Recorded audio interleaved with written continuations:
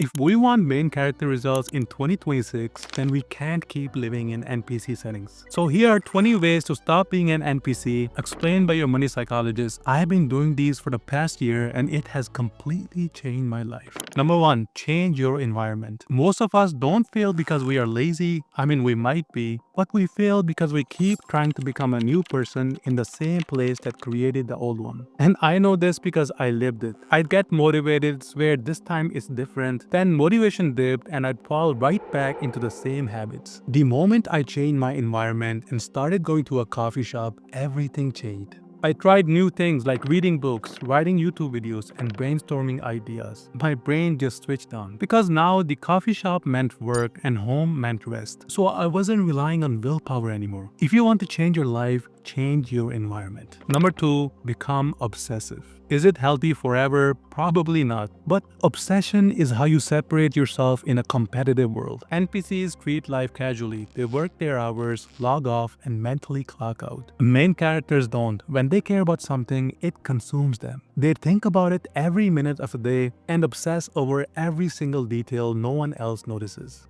Just look at someone like Mr. Beast. I have extreme obsession to the point where like I just think about stuff the same. Like for me, it's much easier to think about something 16 hours a day for 7 days straight than it is like to like gear shift constantly. I'm like really good at just obsessing over one thing more than anyone else on the planet. Number 3, divorce the news. If you still think news channels deliver news, well, I got news for you. Most of the news is negative, even if there's more positive things happening in the world. It simply gets them more ratings. Now, Hugh Jackman shared a rule Patrick Stewart lives by. Whatever time he would have woken up, he wakes up 30 minutes earlier, gets a cup of tea and goes back to bed and he reads. And he said, I don't read the paper because it makes me angry. I don't read my emails because it usually makes me anxious, gets my mind going. He said, what's the other thing he doesn't read? Doesn't do emails. Oh, scripts. He won't work. He said that makes him anxious. He said, I read a book, the kind of book that you pick up when you go on vacation. If you start your day with outrage and crisis, your brain stays in threat mode. You don't build and stay in a weird mental mood. So divorce the news and watch your life change. Because I have been doing this for a year and it has completely changed my life. Number 4, learn to love reading. There's a pattern you'll notice with almost every successful person. They read. Wolverine himself reads every morning for 30 minutes. What excuse do we have? The old cold bath. So I have a cold shower every morning and then we go back and we read. And we read for at least 30 minutes and then we meditate together. And that way, it's become our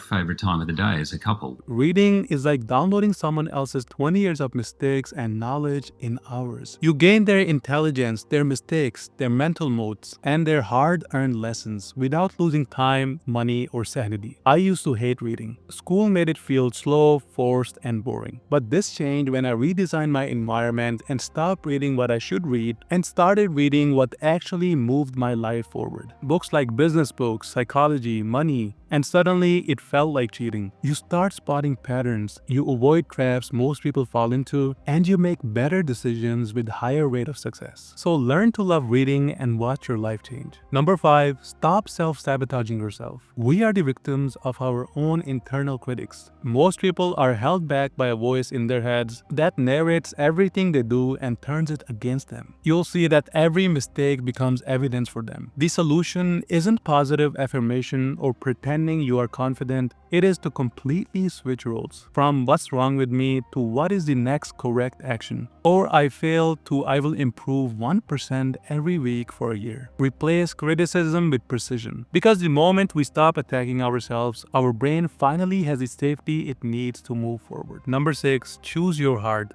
There's no easy path to success anywhere. Becoming a doctor is hard. Building a business is hard. Even getting in shape is hard. Even staying broke and unfulfilled is also hard. The difference is which heart you are willing to fight with. Now, most people fail because they choose a heart that trains them. A heart that requires constant force. A heart that makes every day feels like resistance. That is the wrong kind of heart. The right kind of heart is still challenging, but it stimulates you. It pulls you forward instead of pushing you down, and it will make you tired but fulfilled. When you find the right heart, you will know that this is the one for me. So choose your heart carefully. Choose the path that makes you want to give your all, no matter if the odds are against you. Because life will demand effort either way. The only choice you and me have is choosing the right heart which we want to work on. Number 7, stop chasing validation. Stop doing things for approval from anyone, whether it's your family, friends. The moment you wait for permission, you hand your direction to people who don't have the same vision as you. Do you think Jeff Bezos waited for approval before starting Amazon? Or that Mark Zuckerberg asked for permission before building Facebook? Of course not.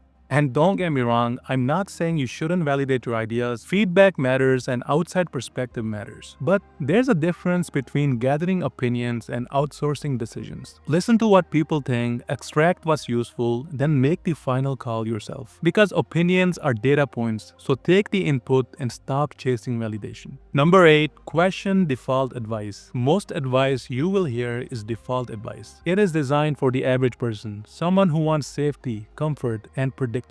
But ask yourself this: if I follow the advice everyone gives, why does everyone end up in the same place? Now, default advice will sound responsible, like don't take risk or wait until you're ready. Be realistic. Advice reveals the life of the person giving it. People give you advice from their limits, fears, and experience, and sometimes it is valuable. But for the most part, it just holds you back. So here's a real question you should ask when taking advice. Does this person live the life I want? If the answer is no, their advice, no matter how well-intentioned, will quietly pull you back toward normal. Escaping normal requires one skill: thinking independently before you obey socially. Now, that doesn't mean you rebel against everything. It means you filter advice through your goals and not your fears. So question default advice. Number 9, have a weekly reset day. Every Monday, I do a weekly reset. I set clear goals for the next week ahead, and then I review the previous week honestly. Did I do what I said I would do? What actually moved the needle? And where did I go wrong? It's the honest advice from the person who knows you the most, yourself. Psychologically, your brain needs 2 things to function at its best: closure and intention. Closure ends the mental noise of unfinished loops, and intention gives your mind a direction to aim at. Without these, you will default to comfort and distractions. A weekly reset forces you to pause, reflect, and realign. So have a weekly reset day. Finally, number 10, do one thing consistently for a year. Most people don't fail because they choose the wrong thing. They fail because they keep switching. But psychology is clear on this. Consistency beats everything. Your brain rewires through repetition, not motivation. And that is why consistency matters. Whether it's uploading one video a week or going to the gym every day, the biggest breakthrough will come after it stops being exciting. So ask yourself, what is the one thing I can commit to for the next 12 months? Comment LOADOUT and I'll give you a complete checklist to follow.